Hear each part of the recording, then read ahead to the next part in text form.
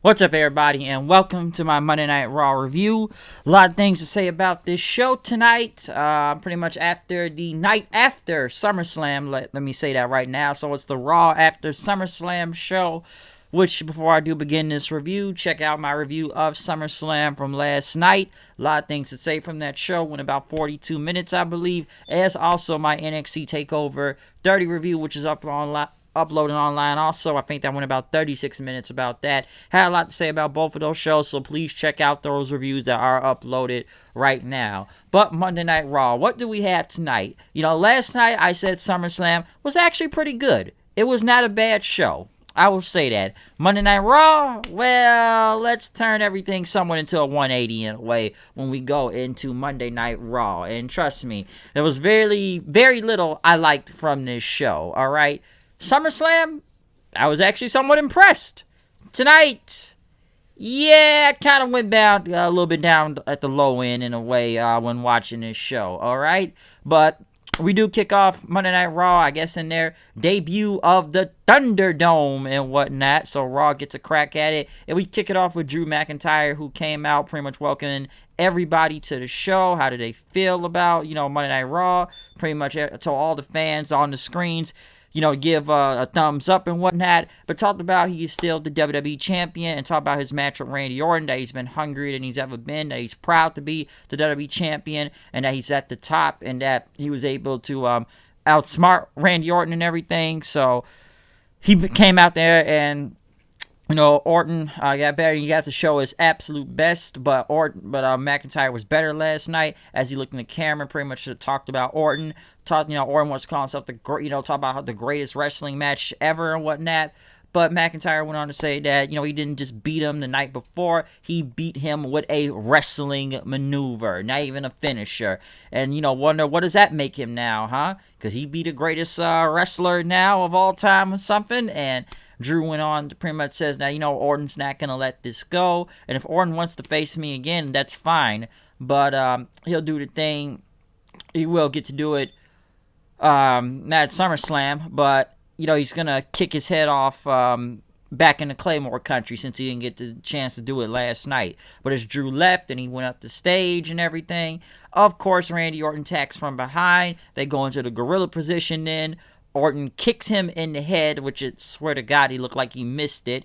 But then he kicked him a second time as Drew looked all dazed and everything, which he didn't get up and no-sell thing like Shawn Michaels and whatnot. But he was in a daze after taking 2 kicks to the head. He didn't really get up. He wasn't KO'd, but he was pretty much, looking a little bit wobbly there and whatnot. Didn't really make it up, still on the ground as they were trying to check him. But just looking at the kicks, let me just say they did not look good, all right? The kicks didn't look like they even connected when you see both of them. So from that camera angle, it wasn't good. And I'm sure, of course, Matt Jackson had said something on Instagram since Orton pretty much came at him last week. Now it looks like it's the other way around this week. So the internet war between Orton and I guess one of the Bucks continues. So, Orton versus Matt Jackson on Instagram, folks. Next, we get Nia Jax, someone I didn't really need to see right now. Talk about, I guess, with Cher Schreiber, talking about what are you doing after putting your hands on a W official. But she talked about how she was suspended, but now she's back, and all she had to do was apologize to Pat Buck, which he pretty much yelled to get Schreiber away from her. Shayna Baszler pretty much walked up to her then, pretty much talked about, we were waiting for you to come back because, I need to send you packing again. But Nia Jax pretty much went on to say that, Baszler, you got a match with Bayley up next, and why don't you call if you need my help? Baszler pretty much says, how about I call Haystacks Calhoun because, he's better looking than you. And Nia Jax pretty much called Baszler an Addams Family reject, which that was kind of odd. And pretty much Baszler said, welcome back, Nia. So, of course, we got to get more Nia Jax out there for some reason, which ended up with Bayley versus Shayna Baszler then, which the match ended in a DQ because Nia Jax coming out to brawl with Shayna Baszler, which I do agree several people told me tonight, is it me or is Nia Jax look bigger nowadays and whatnot. Like, just weight-wise. I don't know why, but she does look bigger out there. Because some people point that out to me tonight. I just don't think Nia Jax is that good in general, just going about wrestling and talking ability anyways right now. But for some reason, then they brawled for a minute, and then, Bayley and Sasha are laughing, but then they stop fighting, and then they just look at Bayley and Sasha. So now apparently they're going to be a team and go for the titles at Payback. Now, I thought this would have been Baszler and Asuka, which I would have liked that better. But for some reason, we got to give Nia Jax some type of a tag title shot because they looked at Sasha and Bayley. So now they get a tag title shot. Why? I have zero freaking clue. Kevin Owens is on his way to do the Kevin Owens show. Is looking for Aleister Black, which I guess he opened the door and, it says, oh, you're here. I guess I'll see you out there then. Which he had the Kevin Owens show then.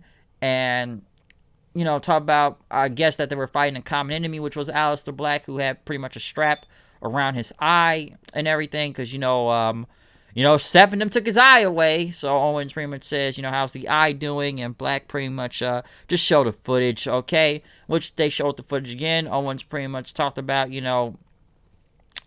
tried to take a different path and everything. And Black pretty much fall out of his chair for some reason. Like he was having a problem with his eye. But next, he back-fisted Owens, and then Black Mass kicked him. So Aleister Black being heel, he needs something right now, okay? It's better than being Rey Mysterio's lackey. I wouldn't even say lackey, but his little buddy and whatnot for these past month or two, and just getting his ass kicked by Seth and Murphy. So now, him being heel, I don't mind. Kevin Owens, he needs anything right now because he looked like he's just kind of around. Just like last night, I have no idea why he was on commentary last night. So at least maybe wherever this is going with him and Black, hopefully something good happens from this. They need some type of a feud because these guys really got nothing to do, especially Owens. 24/7 title, fatal 4-way. I don't have much to say from this. Shelton Benjamin, Tozawa, Truth, Cedric, Ninjas. Tozawa wins, beats Truth. I'm surprised he even got a full televised entrance. What do you want me to say? It's the 24/7 title. So, that's Bruce there for you, folks. Bruce Pritchard. Gotta appeal to Vince, I guess. Happy birthday to him, by the way, too. It is Vince McMahon's birthday, so happy birthday to him. But later on, Randy Orton came out, talked about what he did to Drew McIntyre earlier, and talked about he wanted to do that for the longest time, and he couldn't do it at SummerSlam, but, he promised RKO on McIntyre and take his title, but that didn't happen. But he is a man of his word, as he's taken out several legends now from kicking him in the head, and that's exactly what he's done because he is the legend killer. He enjoyed kicking McIntyre's skull off and kicked him twice, and pretty much you want to rematch and try to do it over pity and whatnot. But look where you are now, and it's Orton pretty much looking in the camera that the legend killer is here and that he's the greatest wrestler. Next thing you know, Keith Lee comes out, and there's going to be a lot of problems to say with Keith Lee throughout tonight.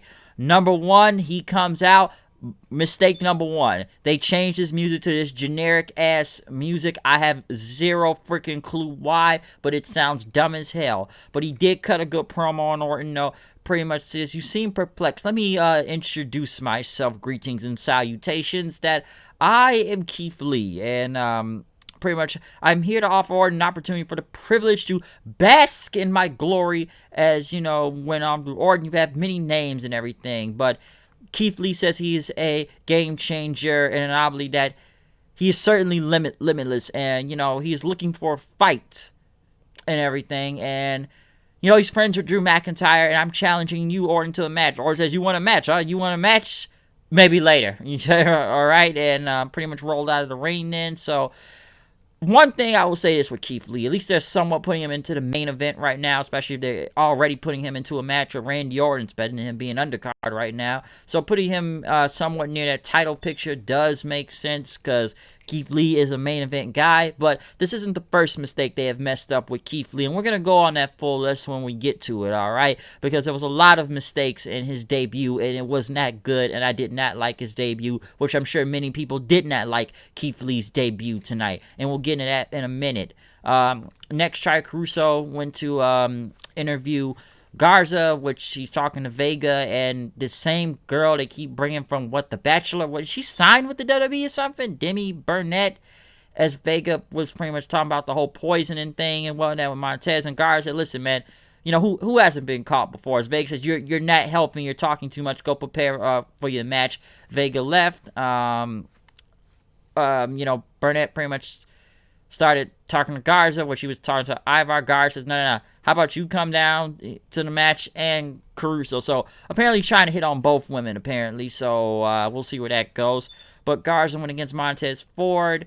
Hanson came out, pretty much had a turkey leg and walked away with Burnett, as Ford ended up hitting the frog splash onto Garza for the win.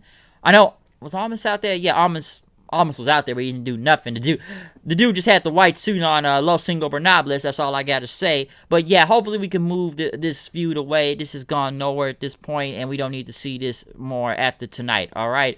More Nia Jax here for some reason, folks, as we go with Baszler, talking about, listen, I'm not thrilled with teaming up with you, but I want those tag titles. And Baszler says, okay, I'll help, but you get off my back after this. And Jax pretty much agreed, and pretty much all you had to do was follow my lead, and pushed her. Baszler slapped her and walked off. Then they pretty much went into Bianca Belair, Liv Morgan, Ruby Riott, who went going to the ring then, as they went against the Iconics and Zelina Vega. Not much to say about this match. Bianca is just a beast in the ring. Glam slam, springboard, moonsault, of course. Iconics come in, but Bianca ended up hitting the KOD on the Zelina Vega for the win. So Bianca picks up the W. Next we got Cedric and Ricochet pretty much playing with the arm wrestling things. Mark Henry told him, like, I want to go, let's go, but I'm gonna need that and everything. But MVP ended up walking up to Cedric, like, hey man, what you doing about here? Should you be going for that 24/7 title? You out here, playing patty cake with Ricochet and whatnot. It's kind of sad, all right? As MVP pretty much told him, like, listen, man, you need to join the Hurt business. It's a family business. And we're going to tell you what you need to know right, all right? Because as E40 once said, I hope I say this right, shit, I forgot the line he said out there now.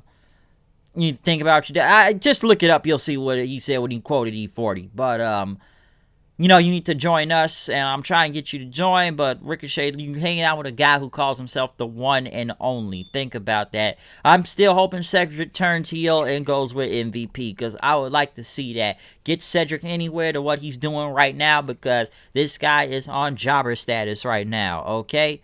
Mark Henry, though, had hit the, I guess they're about to do an arm wrestling thing, which would determine who's stronger, since, Cruz will be defending the U.S. title against Bobby Lashley this Sunday.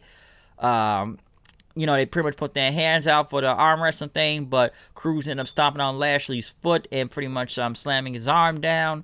Henry said Cruz was the winner as he got out of dodge. Lashley was pissed, but Cruz ended up taking Lashley down, and then pretty much did a dive on both to MVP and Shelton Benjamin. So, yeah, Cruz ended up making the Hurt Business look like a bunch of the goofs out there, and Lashley from winning that arm wrestling contest. Next, though, they went to the Mysterio family, Ray, Dominic, and, Ray's wife, Angie, as they, Ray talked about he's prepared to team with his son tonight, which the match I thought was going to be Sunday, but he talked about, Dom said he was terrified when he faced Rollins, but, he knew he had his family in his corner, as Ray pretty much said that Rollins has to understand that family gives us strength and everything, so, Rollins will not see this coming tonight, which one thing with Rey Mysterio, crazy how he just mysteriously can just wrestle again now after they kept saying, like, he may never wrestle again, but apparently he can still wrestle with one eye now, and he's okay now all of a sudden. We'll have his tag match tonight on Monday Night Raw, but, next, Natalya and Lana. Waste of time I need to see out here to talk about Mickie James and whatnot, and talk about boats for some reason. I don't really care. I just know Mickie James came out, punched Natalya to the ground, and hit the chick kick on Lana. Good enough. I don't blame Mickie James for being pissed last week about that bullshit match last week. I wish they put her in a better feud, because I don't really need to see her go against dead weight on TV right now. All right? Mickie James, too good for this shit. Next, Shane McMahon, though, I guess his bodyguard ready for the Raw Underground. Hurt Business said, we gonna fight. I want to fight anybody, as Bobby Lashley said. So, since we not gonna end under the Performance Center no more, we somewhere under the, the Amway Center somewhere in this building, and we're gonna have the Raw Underground, which Lashley beat up this one dude. Ziggler came in. He was ready to fight. Lashley ended up knocking him off the apron into a whole bunch of guys and crashing into a wall. So, yeah, Raw Underground, folks. Street level shit. Which I liked it better than the Performance Center because at least it was a little bit more gritty. It's too much light. Need to make it a little bit darker. Too much light in the Raw Underground right now. Randy Orton then went against Keith Lee. Second mistake out of the night. For some reason, they now have made Keith Lee wear a shirt. Just a sleeveless shirt and whatnot, and gym shorts now. Which some people actually thought it was a skirt out there, someone said. Yeah, so they changed his gear. Not a fan of that. Which, by the way, I believe he's clean shaven also. But I'm not going to... I've seen him clean shaven before, so nothing against that. But, yeah, Keith Lee, though, I don't know. The match with Orton was okay for what it was, and Orton was going to go for the RKO after he did DDT, but Drew came out, and I'm not going to say it's almost like Shawn Michaels, but hey, you got kicked in the head 2 times, but you're able to come out and help Keith Lee, which it was by a DQ, but he still looked a little dazed out there trying to hold himself together and whatnot. So, not happy still with the Keith Lee thing and whatnot. Not, like I said, it's not been a good debut, which a match for Orton, I don't mind, but you think this is the end? We'll get more a little bit to the end of it, though. But Drew pretty much said, you know, he may not be ready, and he's just, he doesn't need anybody to fight his battles and whatnot. And then Orton tried to end his career, but I'm still standing. Orton attacked him again, kicked this motherfucker in the head 3 times at this point now. So, can he even live after that? Because it's not as bad as HBK's, but damn, man, you got up after 2 kicks? 2! And you're not KO. You was able to come back about an hour later into this show, and that's 3 kicks. They gotta send your ass to the hospital after that, taking 3 kicks to the head, which, Tri-Crucial said could be a fractured skull and whatnot. So we'll come back to that later. Asuka, Sasha Banks, why again for the women's, I guess, rematch clause. Lumberjack match, not much to say from here. A lot of dead weight in a way. I liked it when Bayley threw the dead weight.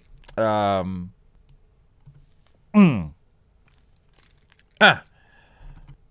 dead weight, though.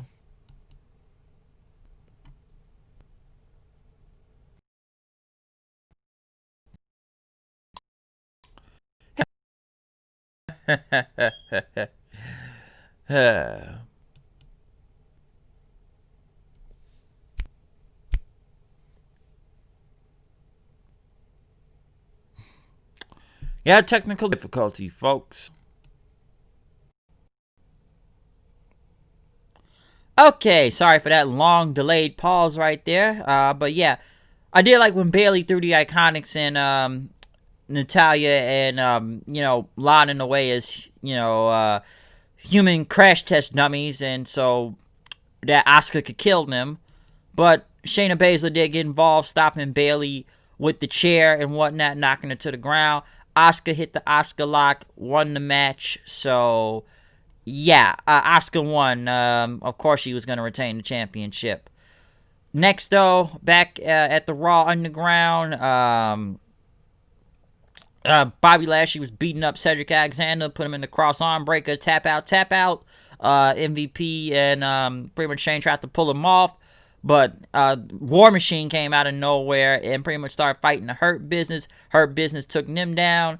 As Shane said, business is booming, so we'll see what happens in the Raw Underground next week. Need to make it a little bit more dark. An ambulance was taking away Drew McIntyre about his skull and everything, as Keith Lee, who was still there, pretty much talked about, there's a big part of him that wanted to say he didn't want Drew interfering in his match, but he just finished watching his friend get loaded into an ambulance, and now that, Drew's one of the toughest men he ever met, and he's going to be okay. But he can't say the same for Orton, which now this Sunday it will be Keith Lee versus Randy Orton now at Payback. But I will say this about his debut, though, and the many mistakes that were made tonight, okay? Number 1, his music. That's bullshit. Bring his music back. Hopefully enough people complain about it. Number 2, I don't know what he was wearing out there, but give him his gear back. 3, didn't like the finish of this match. 4, at least he will have this isn't actually a negative, but at least he will be facing Randy Orton this Sunday in a legit match at Payback, alright? Like I said, I'm glad he's somewhat in the main event picture right now, because that's where he needs to be. But his debut tonight, I was not a fan of. And I'm not going to sit here and tell you that Keith Lee was buried right off the bat, okay? Trust me, I'm sure everybody's going to say that right now. I'm sure people are going to tell me Keith Lee is buried, deal with it, he was buried. Yes, I did not like his debut, okay? But this is night one, and it was a disappointing night one, alright? And then maybe if people, I'm sure, will complain enough, or maybe they see some in the error of their way. I don't think it will anytime soon, but if possible, give this man his theme music and his regular gear back, and I'll be fine with that, alright? But I'm not going to sit here and say he was buried. He's already buried, alright? I will give this another week or two, or give it a little bit of time. Because it's night one, but it was a very disappointing night one with Keith Lee. Because trust me, I'm sure everybody's begging him to go back to NXT. Personally, I don't think he should have never lost the belt. And I think he should have at least had a rematch for it. But obviously, they've been wanting him on the main roster for a good minute now. So I understand that, but I am going to give this another few weeks, though, and maybe we'll see what happens this Sunday when Keith Lee goes against Randy Orton. But very disappointed and not really happy with his debut tonight. But in the main event, though, we got Rey Mysterio and Dominic versus Seth Rollins and Murphy. Immediately, both of these guys start brawling with, all four of these guys brawl with each other, which I could say the match was not bad. I'm sure people said Murphy had to help Dominic out there carrying him. Like I said, Dominic is not bad in the ring, but obviously he's going to be carried by, everybody involved in this match and whatnot. But as this match continued, Dominic was going to go for the frog splash, but the lights flickered off. People were wondering if Retribution was going to show up. People actually thought WWE dropped this angle for some reason because they did not show up on SummerSlam, which I'm glad they didn't show up on SummerSlam. But tonight here was needed. They probably could have, some say they should have came out during the Orton and, Keith Lee match, but Retribution showed up, 6 of these guys, and they beat up Ray and Dominic as Seth and Murphy pretty much watched on. Like I said, pretty much beat him up and threw Ray into the the ring post like a lawn dart and everything. And basically the masked guy stood tall. At least 2 of them look a little bit taller, so some of these guys were a little bit bigger this time. Which, number one, I didn't think this tag match needed to happen on Raw tonight anyway, so a DQ was the best way to go. I knew it was going to be a tag match. I said this last night, but it needs to be at the pay-per-view for Payback, alright? Don't do it on Raw tonight. So the DQ finish was needed, and Retribution does show up. So for the people who thought Retribution was not going to keep happening, it's still here, people, okay? So there you go. Overall, Monday Night Raw was not really good. Just a lot of bad finishes, I should say. A very disappointing debut of Keith Lee. Hopefully that is fixed and give this man his damn music back. Or at least remix his shit. I don't care. Just give it something. Give it back. But yeah, it just, I don't know if you can go from ninjas. Maybe Aleister Black turning heel. At least that did put interest into me. Orton kicking Drew's head off 3 times and probably killing him. Somewhat, I did not mind that all the way, but don't be getting back up after 2 kicks and you still survive. But it was 3. Mickie James shit with Lana and Natalya, almost honestly a waste of time. I don't need to see Street Profits and Guards and Almas in a feud anymore. Raw Underground is Raw Underground. That's all I'm going to say from that. But Nia Jackson, Shayna Baszler, I really don't want to see that. I honestly just don't want to see that. Lumberjack matches, whatever. But yeah, Raw was not really good. SummerSlam, really good show last night. Didn't really have that much bad to say about it. Raw, going down.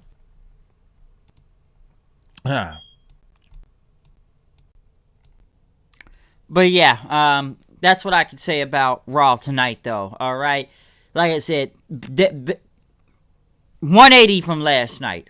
180, okay? But I think the biggest complaint, as everyone said, like I've reiterated several times now, Keith Lee, all right? That was probably the biggest problem.